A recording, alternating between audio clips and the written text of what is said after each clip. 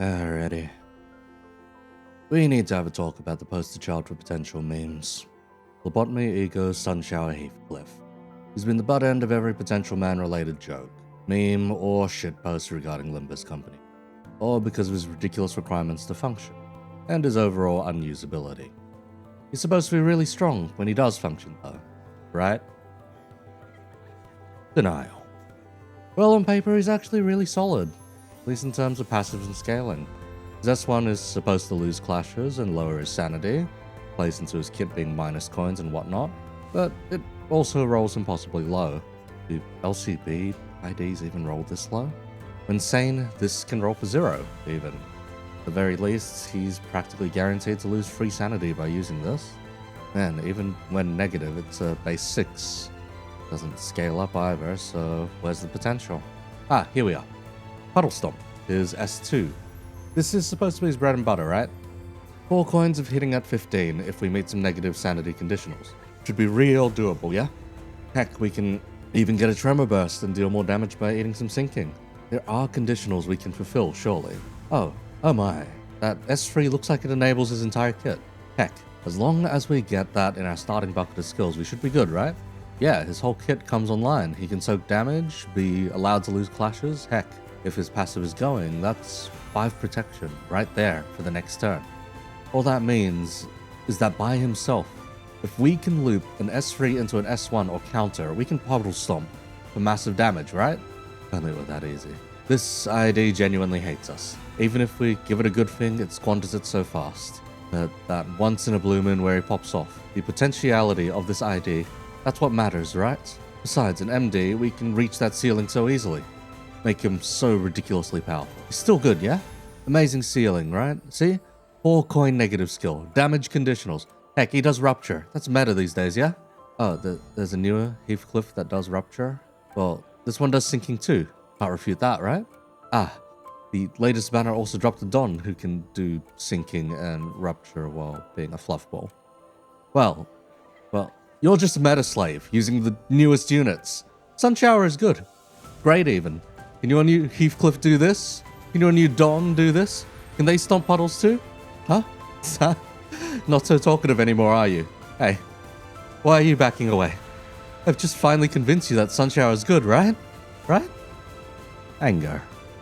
Shit, he rolled 0s again. Basic corroding. Thought most IDs that had minus coins had some kind of sanity protection mechanic. Wait, that's only Konya and Don? So this guy's an SP yo-yo on top of all the above? Well, he's still better than most 00 IDs, yeah? He can at least outperform, say, 7 Heathcliff, right? Oh, you're saying that all this time 7 Heath was a core part of Rupture until before Heishous started showing up, huh? Well, it's not like he also rolls higher with more consistent clashing and some additional synergies that can be fully utilized by a dedicated team. Yeah, I'm sure I'm resorting to being oddly specific here, but you don't understand. No one understands Potential Man's upper ceiling. This guy can clear the latest content still. You don't need new IDs or status teams. You just need the man in the raincoat. He'll carry you through everything. Trust me on this. No one understands him better than I do, than anyone else does. Have you used him? Have you seen his bloody puddle stomping? Heck, look at how much damage he can output if you're willing to bench Konya to boost his final power. Do you not see that 16 power puddle stomp? He doesn't need status for coin power conditionals. Heck, he even inflicts paralysis and fragile. Do your modern IDs do that? Of course they don't. PM is too scared to let the new stuff roll more coins. They're all shackled to their coin power, their total amount of status application, damage per turn, all that shit. Burst damage? Nah. You haven't seen a fully powered up Puddle Stomp, have you? Don't you remember line 4 of Railway 4? That Sunshower hurting you so hard, he became a priority target? Just listen here, you little shit. We can make the man potential again. He hasn't lost the title to anyone else yet. He is still the potential man. Potential or not, he doesn't need your labels to reach that level. He just does. See? He's a negative coin ID. Coin power only makes him weaker. Just give him some paralysis or lower his sanity. Do the math to fluid sack him before he corrodes. Fix his problems one by one, and eventually he starts shining just as bright as anyone else. He can outperform 00 IDs any day of the week if you just give him enough. Hell, let me tell you about how good binds is on him. You'll understand by then. Bargaining. If we give the man binds, He can be quite reliable now. Puddle Stomp is semi-AoE. He loses sanity on his own per turn. We can give him Linton Gregor too. Bloom damage on the Puddle Stomp. He'll always be the man with the lowest SP, so he'll always get the buff and even the sanity loss. Oh, what's that? We have mentioned Kodya, right? One final power just for having an appropriate amount of negative sanity. Blunt damage on turn for letting himself get hit. Hell, we can even give him Ishmael's Blind Obsession passive since he's going to take damage anyway. Look at all that. He's no longer just potential man, he's finally a man. Real strong man too. And all it took was sacrificing 3 other sinner slots and giving him E.G.O buffs. Hell, we can even give him asymmetrical inertia. Look, we fixed his speed, he applies Tremor Burst on Puddle Stomp, so he now has even more fragile application. We just need someone else who can consistently apply the Tremor for him. You can trust me to cook, right? You've trusted me this far with these guides. Even if I've been telling you not to parrot them as gospel, but just this time, just this once, aren't you level with me here? We can return the potential to the man. He hasn't lost it yet. Just you wait. I'll prove it. Might take me a bit to show you how to build him, but look, we can use him as the Exodia for this build. Since he's our staple, we need people that can enable his passive. We need envy generation. We just need a way of syncing his SP and regaining it. Right, we need a few binds. We need gloom, lust, envy, pride. Of course, we can run a syncing team. Some of those even apply Tremor too. See, we can field Hanafuda Ishmael for both syncing and Tremor. That gives us access to Blind Obsession too. Holy shit, it's all coming together. Kodya and Linton are stuck riding the bench for support passives to soup up his capabilities, and we can even throw in the Painter. Yes, Ring Sun can help us tremendously here. Doesn't matter if he's in front or in back, he can provide us resources or sanity yo-yo. Of course, we can also do the same with Butler Faust. On the field, she can fluid sack us. Off the field, she heals sanity against targets with sinking. As long as we can maintain the appropriate counts. We should be fine, of course. We can run Red Eyes and Penitence when we get those Envy Resonances. You remember when I spoke about that support passive a few videos back? Sinclair can be Enclair, he provides us blunt damage, exactly what we bloody need. How about that? Oh, and of course, we can run Butler Otis on the field. See, she generates all of the E.G.O resources we need. And on top of that, provides Echoes of the Mana. Damn, it really all is coming together. See? As long as we read all of his kit and comprehend what he needs to do, we can make the man potential again. Oh, and you know, we even got a package we can drop in. You can drop in the Dishi package. I know Dishi Mussault isn't that popular, but Dishi Hongers? Man's got a bloody Keyblade. He's like a whimsical Kingdom Hearts character. See? We've got a team that can meet his potential still. May not be perfect for him, but it's damn near close, isn't it? Right, Don doesn't have any amazing IDs to slot in, so if we could have gotten the new Heishou, she'd fit right in there. Perfectly Heishou-shaped hole to round out the composition. See? Even we can benefit from the modern stuff. Potential man always wins. We're always getting new tools for him, make him a relevant topic of conversation again. Look at all of that. Fastest build guide of my entire life, and it didn't start and end with insert all Heishous and call it a day. Creativity isn't dead.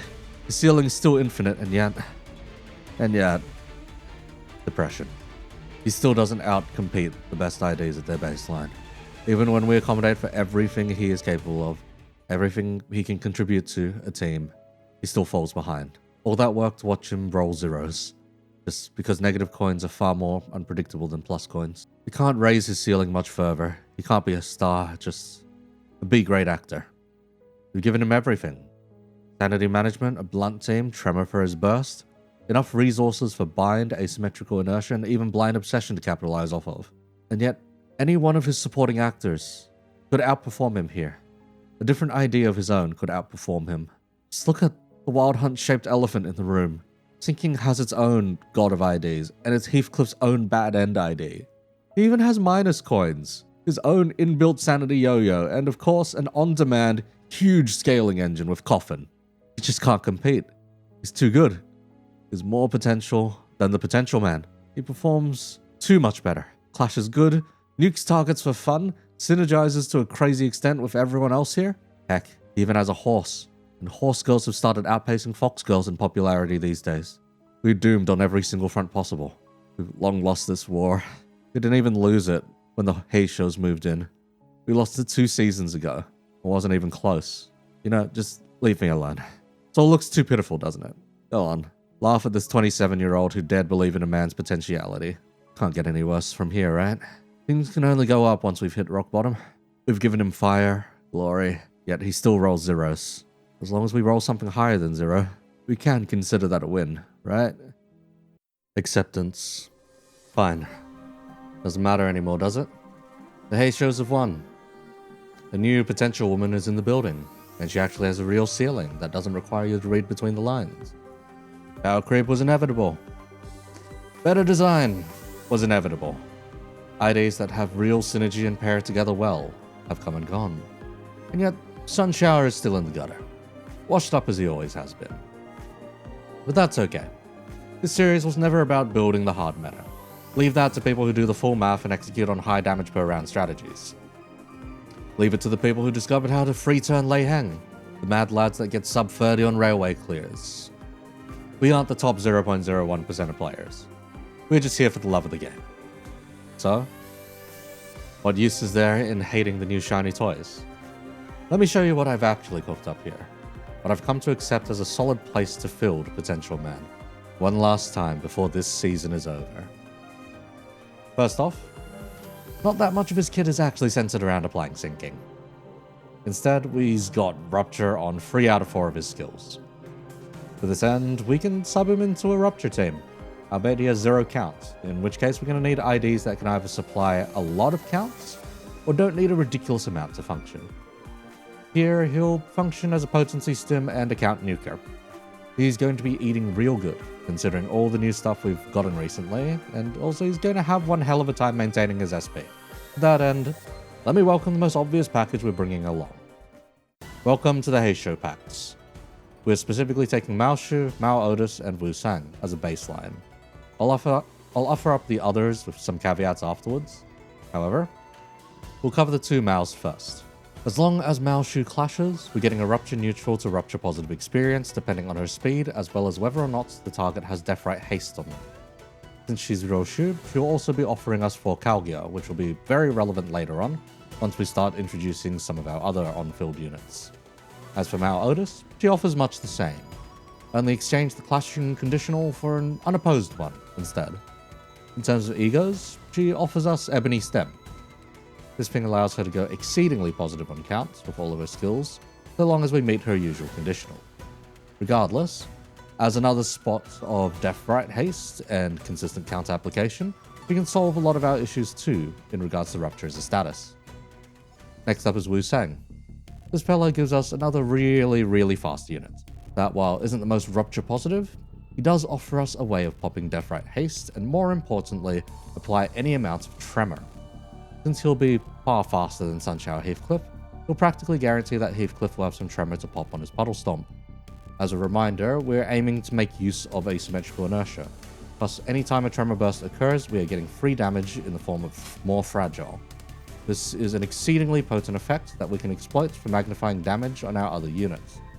Regardless, Potential Man benefits greatly from Wu Sang's existence, but to make Wu Sang a bit less of a wet noodle, we're going to need some further support. Let's introduce the 2 royals. We're of course bringing Lord Hongers and Shichun-ish. Both of these are going to be lending quite a bit of support to our current selection of units. First off, Lord Hongers is almost an auto-include when it comes to Heishous, being able to supplement their capabilities quite well alongside his own. He offers exceedingly premium Rupture support, as well as allowing all of the other Heishous the ability to either assist attack with an S1 or S3. Anyone he tag teams with is accelerating our game plan along. Notably, of the 3 Heishous outlined above, Otis can provide a count on an unopposed, and Yi-Sun can get us some Tremor Burst for that fragile application.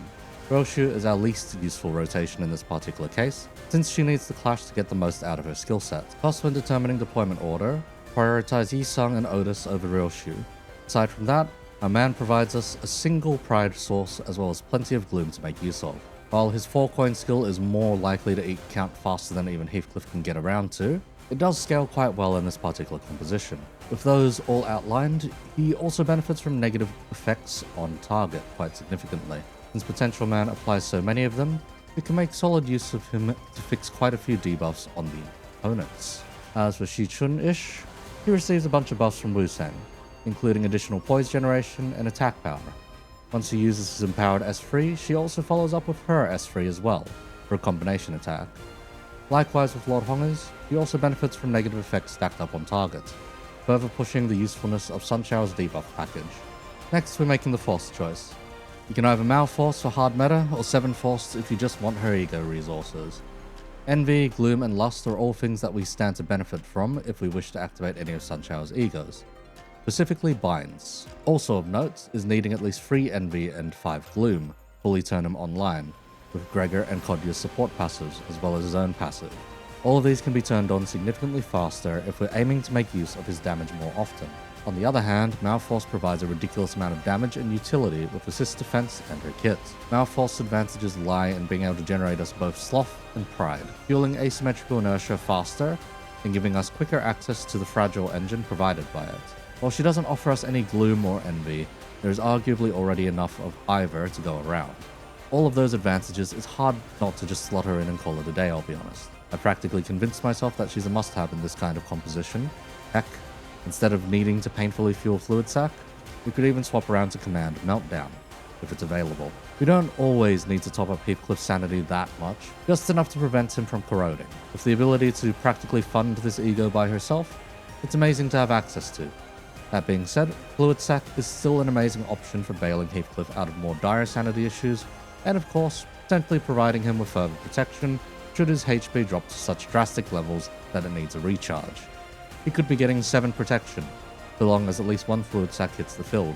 Whichever you have access to will do perfectly fine anyhow. All of that aside, the assist defense will be one of our best friends when it comes to Heathcliff.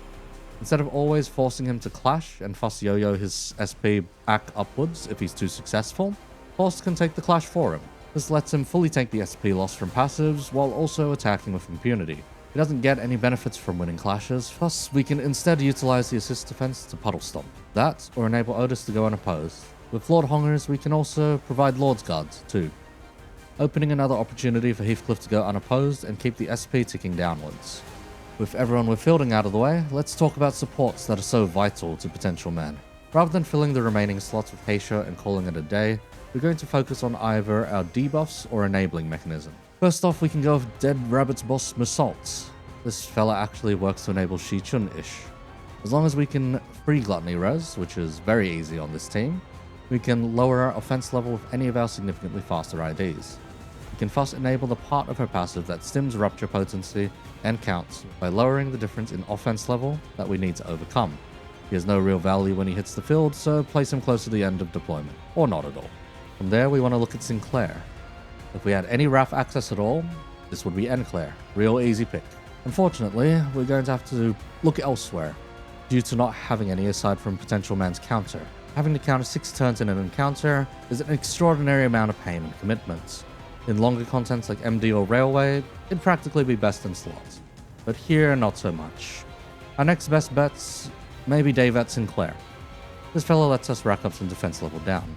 Functionally, free defense down is practically a fragile, anyhow. If he ever hits the field, he's going to be real slow to build up though. If we decide to use him, it may be better to have him start on the field, then cycle out after a few turns to let Shichun come in, with Launcher instead. Regardless, Davat offers us some flexibility in how we go about our play patterns, so he'll be our pick for this composition. While an argument can be made for the Heishou, he sucks at riding the bench, but instead does contribute quite nicely if he ever hits the field. I'll be saving him for another time though. I quite like how the roosters interact, but we'll see them down the line. Plus we come to Don. Let's curveball in BL Don. BL Don offers us ramp for the 2 royals, offering us some additional poise generation while off the field.